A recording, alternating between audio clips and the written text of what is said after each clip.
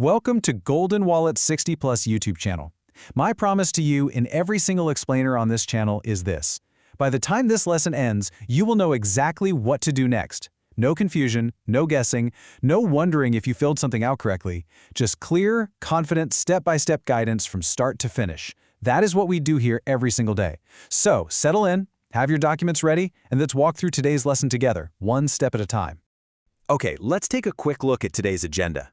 We're going to navigate the SSDI application maze, cover 6 mistakes to avoid, look at gathering strong medical evidence, tracking your application progress, faster processing times ahead, and finally, winning your claim. Let's get right into it. Section 1. The SSDI Application Maze. Applying for SSDI? Yeah, it is a notoriously complex process. You're dealing with a literal mountain of forms, tracking down years of medical records, and facing a whole lot of waiting.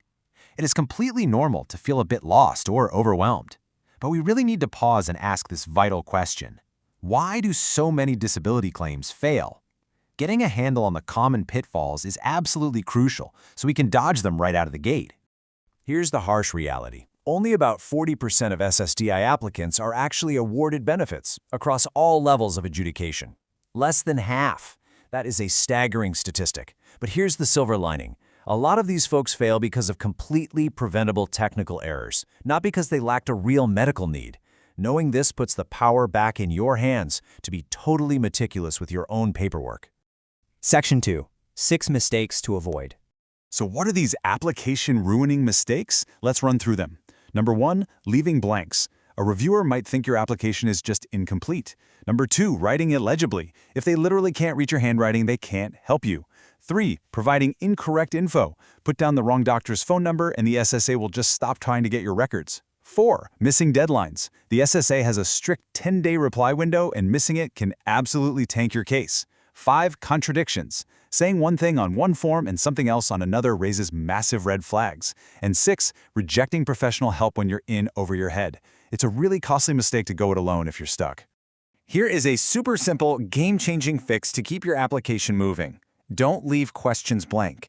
Type your answers if you can, and use NA or not applicable instead. If something doesn't apply to you, explicitly tell the reviewer that. Never, ever just leave it empty. Section 3. Gathering strong medical evidence. Okay, avoiding those technical mistakes is just the beginning.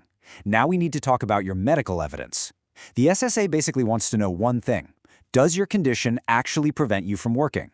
To prove it, you need cold, hard, objective facts. Saying, my pain is 10 out of 10 every day might be your absolute truth, but to a reviewer, it can sound vague or exaggerated without clinical proof. Instead, providing verifiable data like hospitalized 3 to 4 times a month for pain is so much stronger.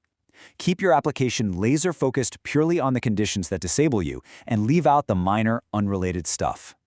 All of this evidence is used by the SSA to figure out your residual functional capacity, or RFC. Basically, this is an assessment of your work capacity based on medical opinions. They want to measure exactly what exertional level of work you can realistically handle, whether that's sedentary, light, medium, heavy, or very heavy work. Your ultimate goal here? Provide rock-solid evidence proving your RFC is just too low to do your past work or any other job in the national economy. Section 4. Tracking your application progress. Once your forms and evidence are prepped, you absolutely need a foolproof way to manage your submission. Grab a pen and write down this checklist. First, save your application reentry number. Second, create a My Social Security account. Third, sign and submit the SSA-16 medical release form immediately. Without that form, they can't request your records, and your application is dead in the water. Finally, reply to any SSA requests within 10 days. The clock ticks very fast in the Social Security system, guys, so stay strictly on top of it. Now, what if you lose that reentry number? Don't panic. You can actually recover it by signing in to your personal My Social Security account. That number is your absolute lifeline if you need to pause your online application halfway through. And trust me, it's a long application. You probably won't finish it in one sitting. Having that account set up acts as an incredible safety net to retrieve that number if it goes missing. Section 5. Faster processing times ahead. I know the waiting game is incredibly anxiety-inducing, but I've got some genuinely encouraging, data-backed news for you. As of March 2026, the average wait time for an initial decision has dropped significantly to just 189 days. That's about 6 months. It's way down from the 231 days we were seeing just a year prior. Some attorneys are even seeing initial decisions roll in within 4 to 6 months right now. Check this out.